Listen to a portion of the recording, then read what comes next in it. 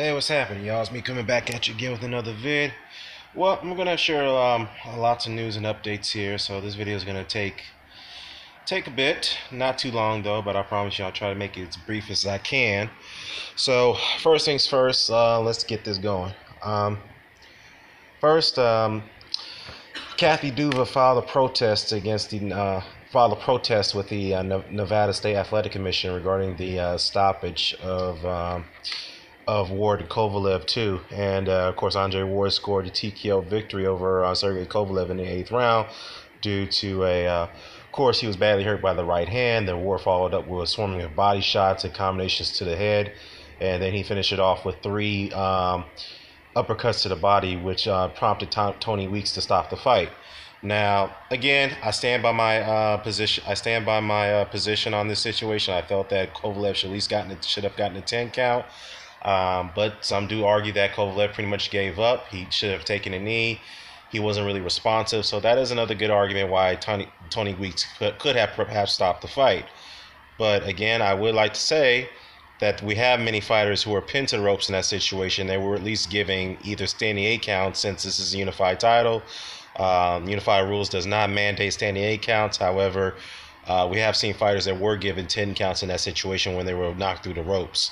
Well, not out of the ropes, but knocked against the ropes. Some people count that as a knockdown.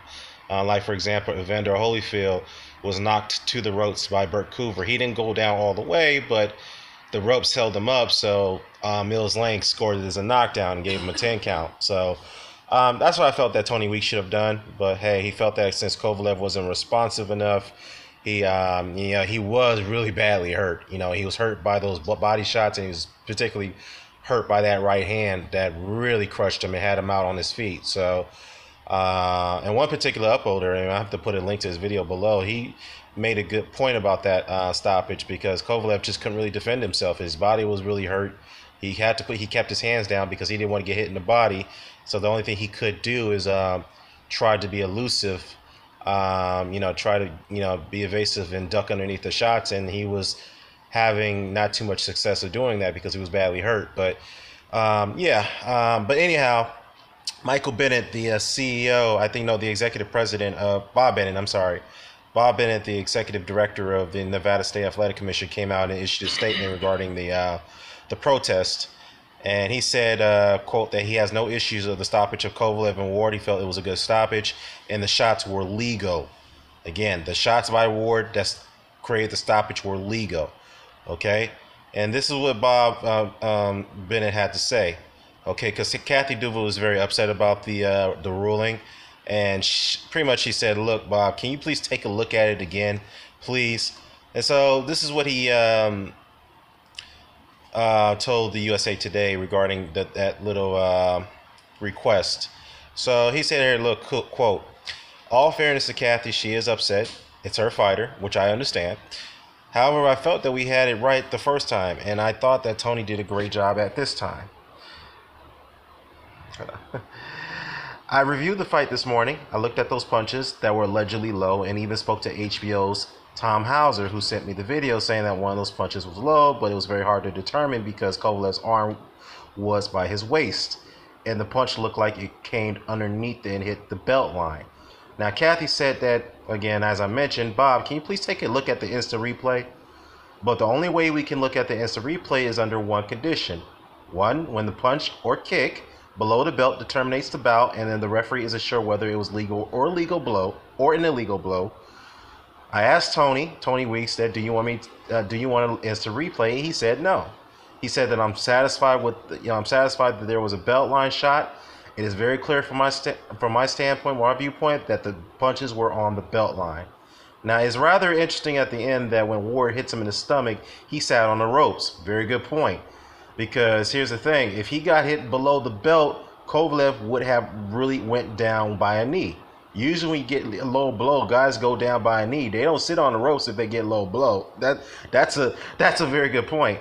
Now, let me continue with the article. Now, and the punch looked good. Now, Weeks was in a good position to see where those blows would land, and they were right on the belt line.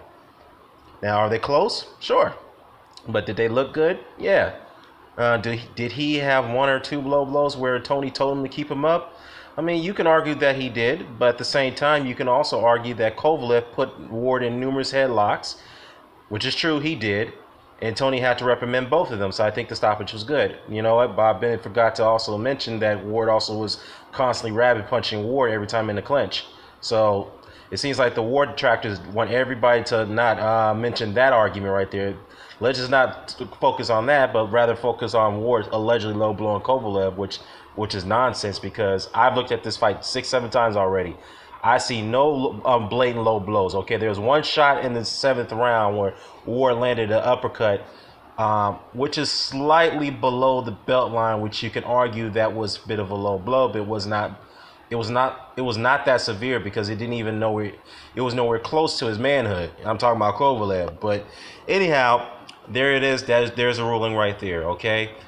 And another thing I wanted to point out is that Tony Weeks is a good, is an interesting piece here because there has been, I seen a couple videos where allegedly he put out a tweet that he got the call wrong, he stopped the fight prematurely, and he believed that those shots were low blows. Now, again, Bob Bennett puts out the statement and said that he talked to Tony, and Tony felt that he made the right call.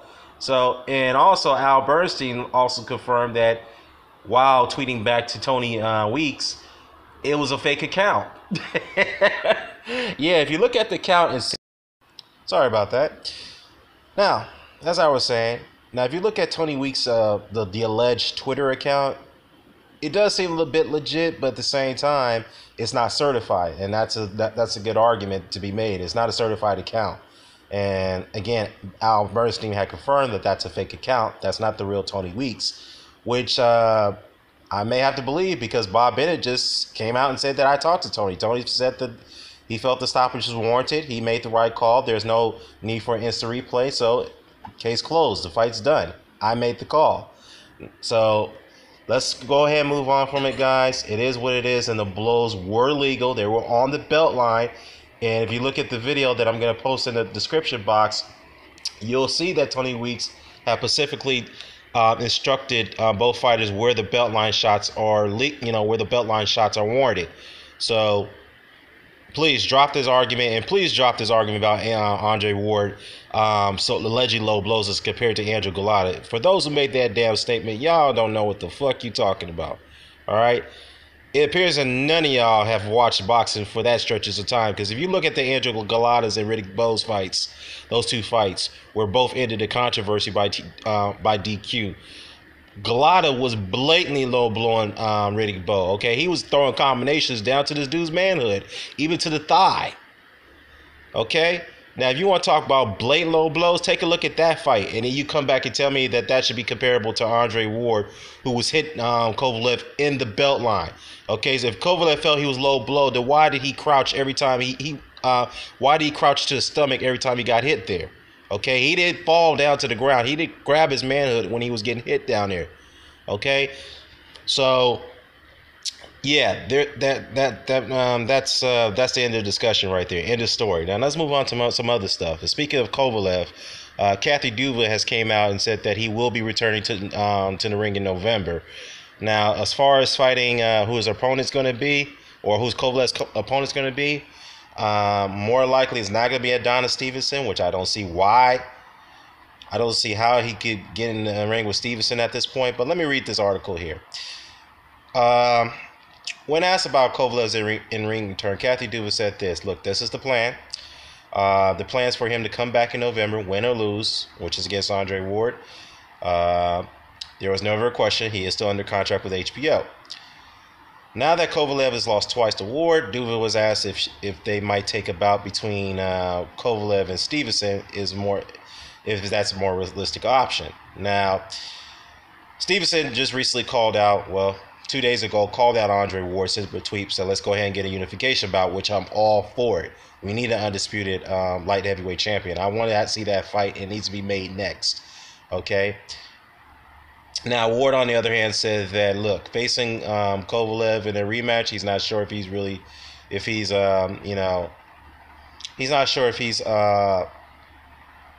serious about fighting Adonis Stevenson. So the thing is, Andre, I like you, dude. If you feel you need a rest, great. But the thing is, you need to have that fight with Stevenson, and I'm going to be all over you on that. You know what I mean? You got to make that fight happen. Now, if you do deliberately duck that fight, I will come after you. I will criticize you just like I would criticize Adonis Stevenson if he deliberately ducks the fight.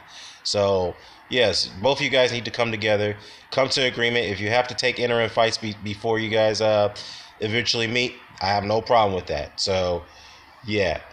Okay? So, now, Duva further went to say that, you know what, I couldn't predict the fact that Sterling was going to lose, or predict that. I've heard from Yvonne Michelle before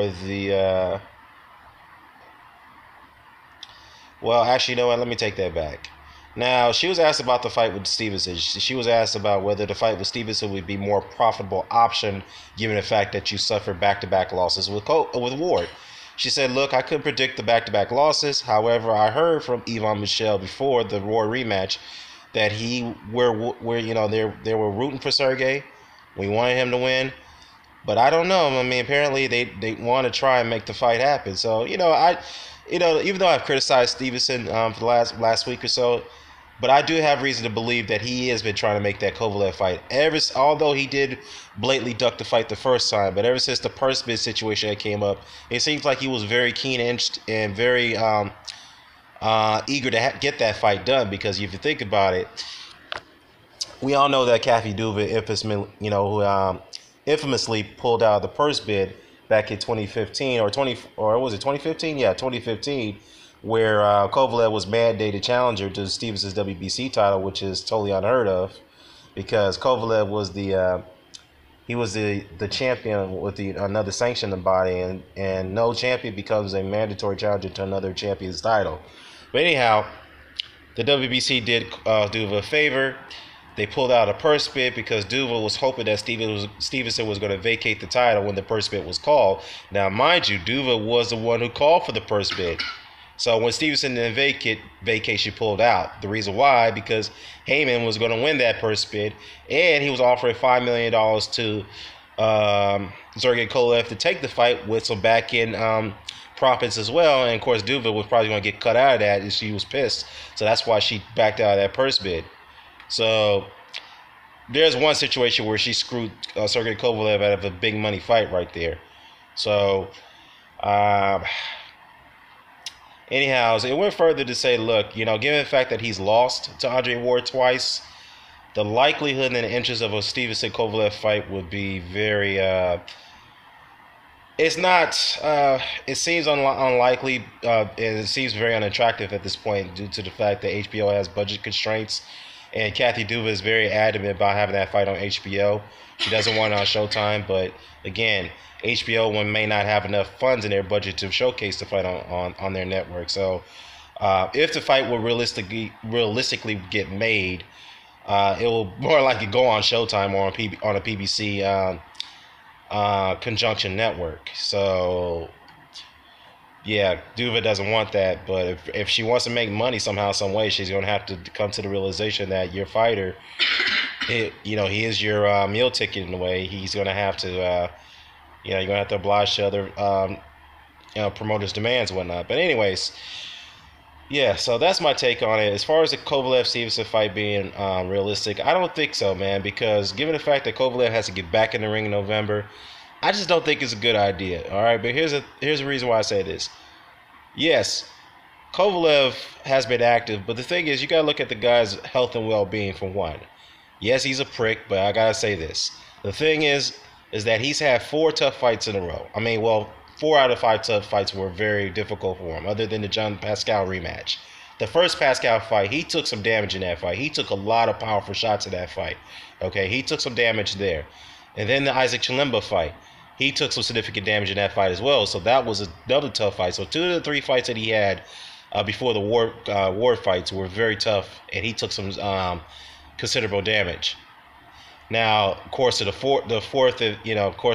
first Ward fight and the rematch that took place on Saturday, he took some lot of punishment in those 2 fights. I mean, more punishment in the second fight than he did in the first fight. So Well, actually, he took punishment in both of the fights, if you think about it, because of the body shots was really killing him in the first fight. That what prompted him to wear his trunks so high. So that way he feels that if he's going to get hit up in the midsection area in the body area, the shots would be more or less effective compared to the first fight. So that gives me every reason to believe that's why he wore his trunks so high above his navel. But needless to say, given the fact that he's been crushed in the last two fights against Andre Ward, took a lot of damage in those two fights, I have reason to believe that Sergey Kovalev, his prime days is pretty much done after that. Not just from a physical standpoint, but from a mental standpoint as well, because he now understands that, when you're an elite fighter against a guy like Ward, I'm going to need more than just my power and intimidation to get to beat elite guys, and he just doesn't have that gift, man. And the fact that those two fights have broken him mentally, in my opinion. And again, if you're not in a mental capacity, if you don't have the mental discipline, then it also takes a toll on your physical discipline as well. So with that said, I just think that putting him in there in November is a bad mistake, unless it's a tune-up fight against a lower tier opposition. That's more understandable. But if you're going to put him in there against a top quality fighter in the light heavyweight division, like Adonis Stevenson, for example, or you maybe a Marcus Brown or those type of guys, I don't think he'll be mentally ready for those type of fights at this point, given the fact that that's only about 5-6 months away. So yeah, Kathy Duva, I don't know why she's doing this, putting him in the ring in a short period of time after he's taken two, significant damages in those last two fights, particularly, also going back to the Chilemba and the Pascal fights. But anyways, I don't want to spend too much time on this, and let me move on to something else here. Guillermo Rigondeaux situation with Rigo-Flores.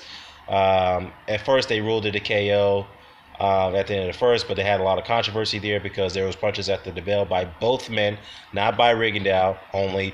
The only difference is the Rigondeaux punch connected rather than Flores, and I think Flores was pulling an acting job. He was pulling a Luis Santana or perhaps an Andre Durrell, in my opinion. All right, now. I'm glad that he wasn't able to succeed at acting his way to a world title, because I think that's a disgraceful way, in my opinion, to get a world title. Now, if anybody doesn't know who Luis Santana was, did I say Ortiz or Santana? If I say Ortiz, please forgive me. I meant Luis Santana.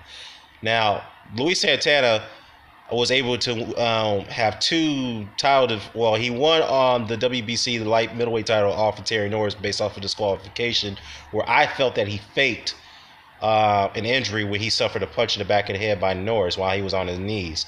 And Norris was notorious for, punching guys when they're on the ground, when they're down to a knee and whatnot.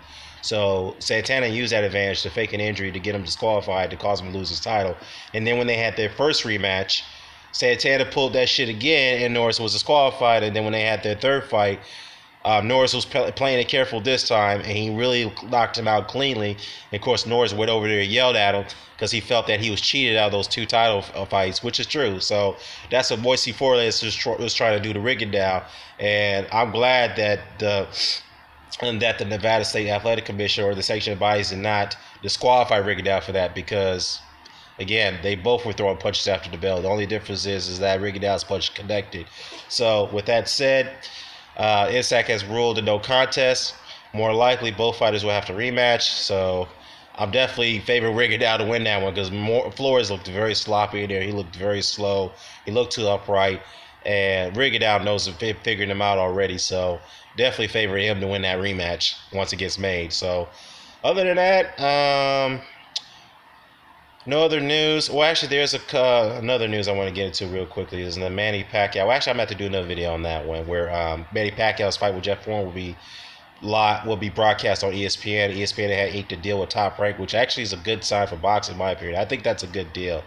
That now Terence Crawford more likely to be showcased on ESPN. I think Vasily Lomachenko will be showcased there too. I believe he will, but I think he's still under contract with HBO at this time. So I have to look into that further. I'm gonna look into the article on that situation with ESPN and Top Rank. So yeah, catch me on another video. I'm out.